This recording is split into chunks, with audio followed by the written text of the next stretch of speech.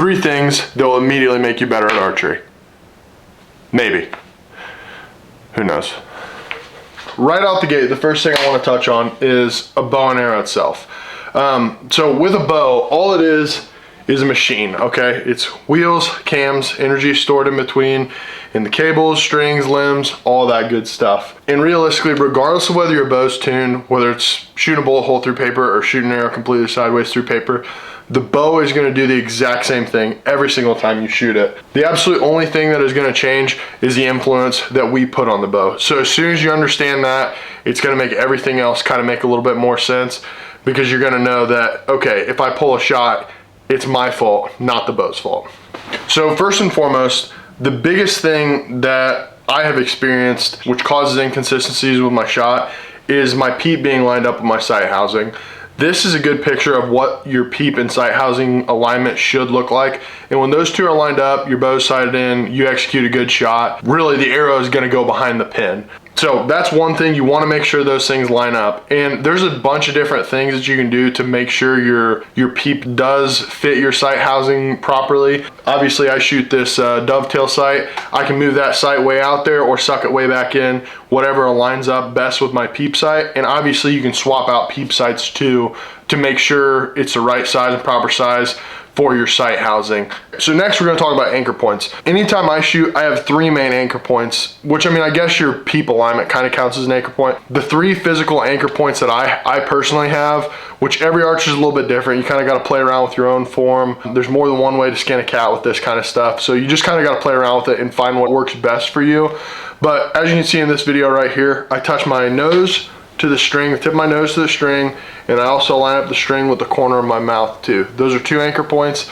And then the final anchor point that I have, the physical anchor point that I have, is I have my first knuckle here right behind my jawbone. So whenever I have all those 3 anchor points, I line up my sight housing, get my peep alignment perfect, I settle in, and then I execute my shot. And again, as long as I execute a good shot, all things considered, I got my anchor point squared away, I got my sight housing squared away, the shot typically goes behind the pin. So the second biggest thing is anchor points. Once you get your anchor points locked down, that is going to immediately improve your groups, immediately improve your consistency when you're shooting. All right, so the third thing we're going to talk about is our grip. Our grip is the one thing that connects our body with the bow. So this is a very important thing that you want to be consistent with. If you guys are no strangers to the channel, if you've seen any of my shooting videos, you guys will have a pretty good idea of how I grip my bow. I typically just have a 45-degree angle, my knuckles off to the side at a 45-degree angle, and then just rest my fingers right there on the front of the riser. That's the easiest way that I've found to get a consistent grip, and I'll show you guys with an arrow what that looks like. It's just the pad of your hand right there between your lifeline and your thumb where it attaches to your hand. You just want that riser right there in between. And as you guys can see, if I just have my hand relaxed here and I just push that arrow back, you can kind of see my fingers just naturally, and my thumb naturally just want to kind of close in.